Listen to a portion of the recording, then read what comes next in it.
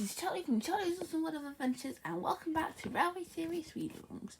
And today we're going to be reading the second book of the Railway Series. A book we all know as Thomas the Tank Engine. So, I've always been a fan of the book. Look, the story's a bit off. So let's see if they're still really good all these years after.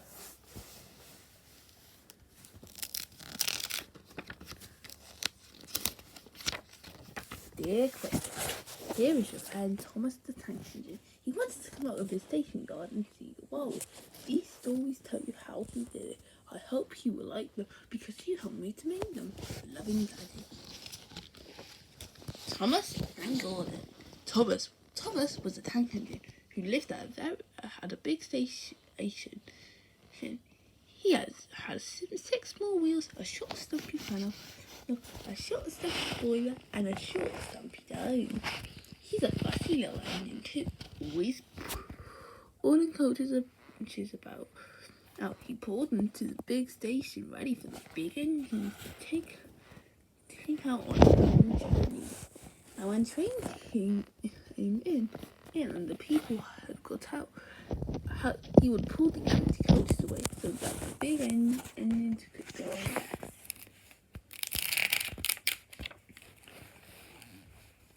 He was a cheeky little engine too. He thought no anything worked as hard as he did, so he used to play tricks on them. He loved, best of all, to come quietly beside the big engine. I wasn't in the start. I didn't make him jump. Beep, beep, beep, beep, beep. Beep, beep, beep, beep, beep. Wake up, lazy bum. He would whistle. Why don't you work hard like me?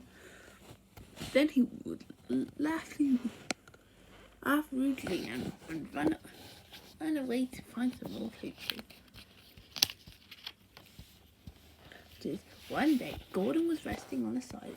He was very tired. The big express he always would have been late, and he had to run as fast as he could to make up for the lost time.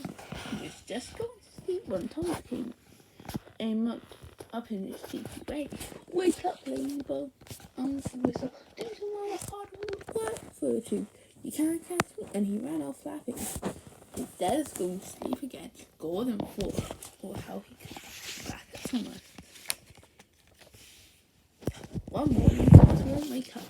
His driver and fireman couldn't make him stop. His fire went out and there was not enough steam. It was nearly time for the express. The people were waiting, but the coaches weren't ready. At last, Thomas started. Oh dear, he yawned. Come on, I said to the coaches. Hurry up! Thomas gave them a rude but and started for the station. Don't stop dawdling, he rumbled. Where have you been? Asked the coaches crossly. Thomas was fast into the station where Gordon was waiting. Whoop, whoop, whoop. Hurry up, you! Said Gordon crossly. Peep, peep, peep. Hurry yourself. Oh, said cheeky Thomas. Yes, said Gordon. I will. And almost before the coaches had stopped moving, Gordon came out of his side and was coming toward the train. Whoop, whoop. He whistled, go quickly, please. So the people who got in quickly. The 6 went and then the clock showed the hour. But the guard waved his green flag. Gordon was ready to start. Thomas used to push behind the big train to help them start, but he was always in coupled fashion, so that when the train was very nicely, he could stop and go back. This time he was late, and Gordon started so quickly they forgot to uncouple Thomas. Miss boop boop, beep beep beep, whistled Thomas. Come on! Off Gordon to the coaches. Pull harder! puffed Thomas to Gordon. The heavy train slowly began and to move out of the station. The train went faster and faster. Too fast for Thomas. He wanted to stop, but he couldn't. Peep, peep, stop, stop. Up he whistled. Hurry, hurry, hurry. Gordon in front. You can't get away. You can't get away. Laughed the coaches. Poor Thomas was going faster than he had ever gone before. He was out of breath and his wheels hurt him, but he had to go on. I shall never be the same again, he thought sadly. My wheels will be quite worn out.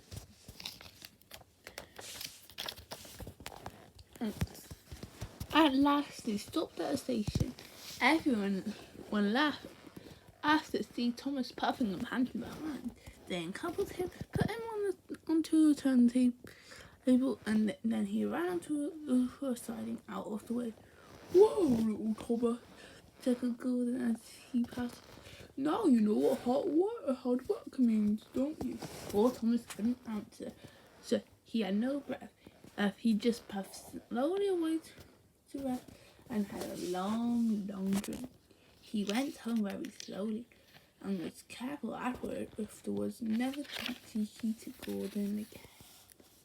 Thomas's train. And Thomas often grumbled because he was not allowed to pull passenger trains. The other engines laughed. You're too impatient, they said. You'd be sure to leave something behind. Rubbish, said Thomas crossly. You just wait, I'll show you. One night, he and Henry were alone. Henry was ill. The man worked hard, but he didn't get better. Now Henry usually hold the first train in the morning, and Thomas had to get his coaches ready. If Henry is ill, he thought, perhaps I should put on his train. Thomas ran to find the coaches. Come along, he fussed. There's plenty of time, grumbled the coaches. He took them up into the platform and wanted to run around in front at once, but his driver wouldn't let him. Don't be impatient, Thomas, he said. So Thomas waited and waited. The people got in. The guard and station master walked up and down. And the porter banged on the doors, and still Henry didn't come. Thomas got more and more excited every minute. The fact that right took him out of his office was the matter, and the guard and the station master thought about Henry. Find another engine, he ordered. There's only Thomas, sir. They said. You'll have to do it then, Thomas. Be prepared. But Thomas ran round to the front and back down the coaches, and his sister. Don't be impatient, said his driver. Wait until everything was ready. But Thomas was too excited to listen to what I said. And what happened then, no one knows. Perhaps they forgot to couple Thomas to the train. Perhaps Thomas was too impatient to wait until they were ready. Or perhaps his driver pulled the lever by mistake. Anyhow, Thomas started. People shouted and waved at him, but he didn't stop. They're waving because I'm such a splendid engine, he thought. Henry says it's hard to pull trains, but I think it's easy. Hurry, hurry, hurry, he puffed, pretending to be like Gordon. Then as he passed the first signal box, he saw all the men and out waving and shouting. They're pleased to see me, he thought. They never see me pulling a train before. It's nice of them to wave. And he whistled, peep, peep, thank you, cute, and hurried on. But he came to a signal of danger. Bother, he thought, I must stop up. And I was going so nicely too. What a nuisance signals are. And he blew an angry peep peep on his whistle.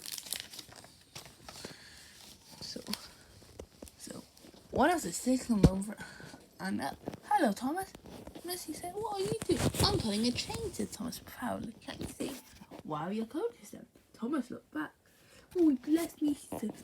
And if we haven't left them behind, yes, said the signal. You better go back quickly and get them. Poor Thomas was so sad he is. Cheer up, Thomas said to his driver. Let's go back quickly and try again.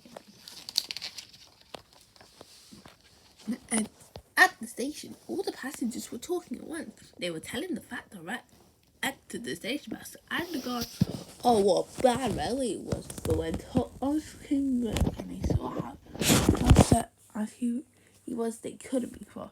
So they pulled him to the train, and this time he really pulled it. But for a long time afterwards, as the other engines laughed at Thomas. Look, there's Thomas who wanted to pull the train, but forgot about the coaches. Thomas and the trucks. Thomas used to grumble in the shed at night. I'm tired of pushing coaches. I want to see the world. The others didn't take too much notice for Tom. Thomas was a little engine with a long tongue. But one night, Edward came to the shed. He was a kind little engine. I felt sorry for Thomas. I've got some trucks to take a count tomorrow, Rocky told him. If you take them instead of me, I'll push coaches in the yard. Thank you, Edward, said Thomas. That will be nice. So they asked their drivers next morning, and when they said yes, Thomas ran happily to find the trucks. Now, trucks are silly and noisy. They talk a lot and don't attend to what they are doing. They don't listen to their engine. And when he stops, they bump into each other. I was screaming, ow, whatever is happening. And I'm sorry to say, they play tricks on an engine who is not used to them. Everyone knew all about trucks. He wanted Thomas to be careful, but Thomas was too excited to listen to the shunts to fasten the coupling. And when the signal dropped, Thomas was ready. The guard blew his whistle, peep, peep, answered Thomas, and started off. But the trucks weren't ready. Ow. All this does the coupling tighten. Wait, Thomas, wait. But Thomas wouldn't wait. Come on, he puffed. And the trucks rumbled slowly out of the siding onto the main line. Thomas was happy. Come along, he puffed. All right, don't fuss, grumbled the trucks. They clattered through the station and rumbled over the bridge. Thomas whistled peep, peep, and they rushed through the tunnel in which Henry had been shut up. Then they came to the top of the hill where Gordon had steady now, steady, warned the driver, and he shut off steam and began to put on the brakes.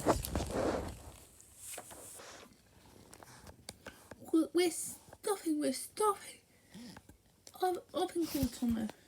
No, answered the trucks and bumped into each other.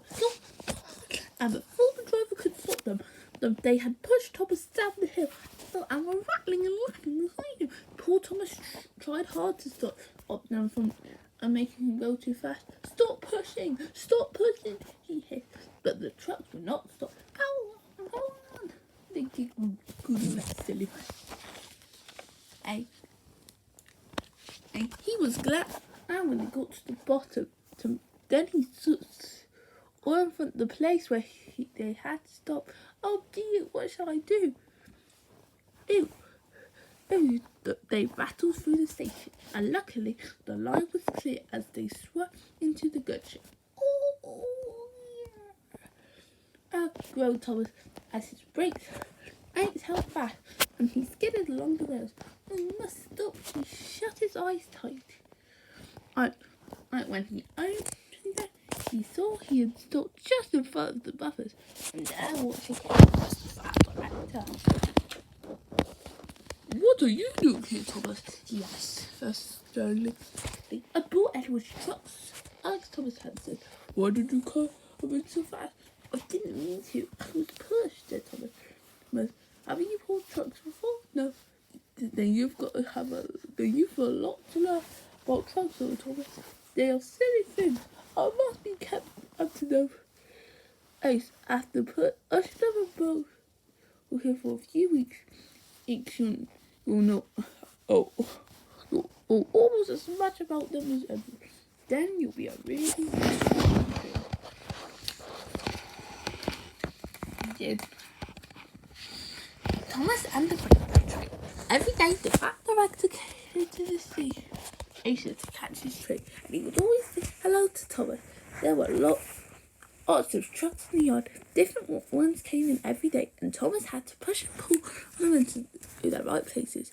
He worked hard, but he knew now that he wasn't so clever as he thought. Besides, the fat director had been kind to him and wanted to learn all about trucks.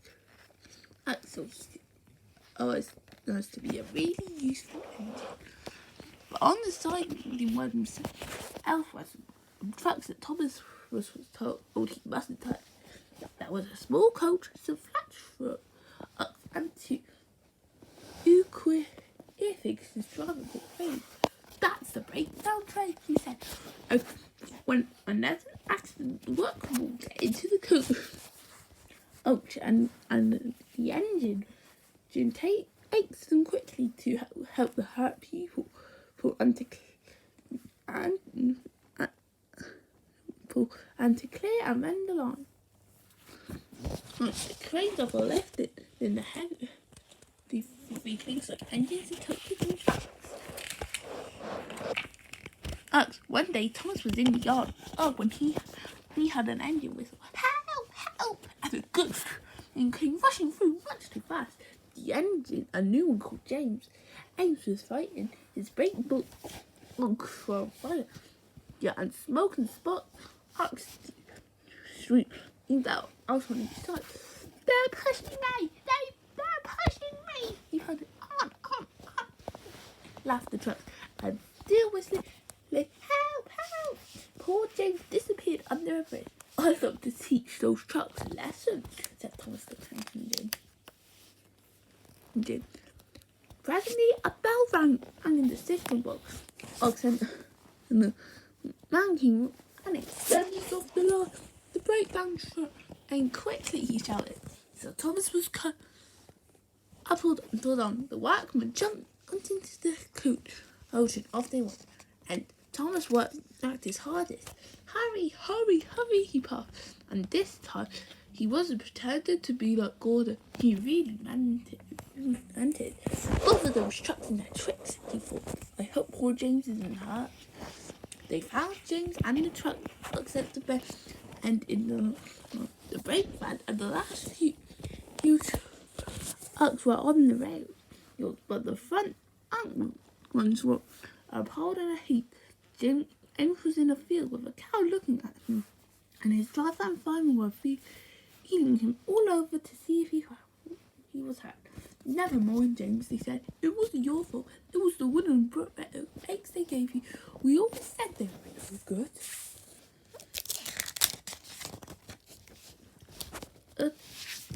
Thomas pushed the breakdown train in alongside. Then he pulled the unpacked trucks out of the way. Oh dear, people. Serves you right. Thomas was crossing. When the mate and put other trucks on the line, he pulled them away too. He was hard at work, puffing backwards and forwards all the afternoon. Now, this will teach you a lesson. Said he took the trucks, and the answer, yes it will.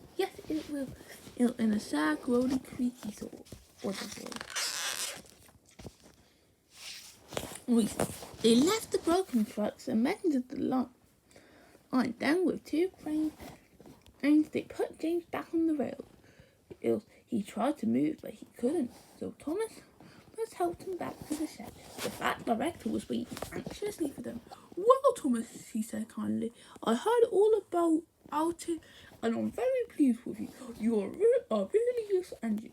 James should have some proper brakes and a new coat of paint, and you shall have a branch line all to yourself. Oh, sir, said Thomas happily. Now Thomas is as happy as he can be. He has a roadside all to himself, and puffs proudly backwards and forwards with 2 coaches all day. Hey, he is never lonely because as there is always some engine to talk to at the junction. Edward and Henry stop quite often and tell him the news. Gordon is always in a hurry and does not stop, but he never forgets to poo-poo to little Thomas, and Thomas always whistles peep peep in return.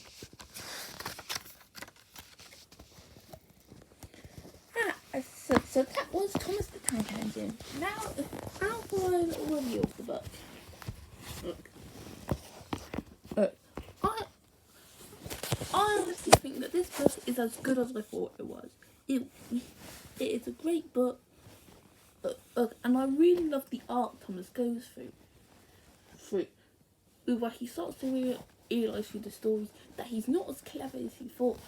He's not as great as the other engines, but he has to keep trying to be really useful. I think all the stories are amazing. So ranking them is not going to be easy. But I'll also add that the illustrations in this book are fantastic. They still hold up by today's standards. Anyway, so for ranking the story, I say the weakest is Thomas's Train. Then number 3 I go Thomas and Gordon. Now number 2 I go Thomas and the Truck. And number 1 I'd go Thomas and the Breakdown Train. But keep in mind, this does not change my opinion. And I think that all stories in this book are amazing. I'm giving this book a solid 9.5 out of 10. And it's a great book with a lot of tales to tell. So join me next time when I'll be taking a look at the next story in the Railway series. We go from Thomas the Tank Engine to another engine. Next time we'll be looking at James the Red Engine. So I hope you guys enjoyed this video. Comment, like and subscribe, and I will see you next time. Bye!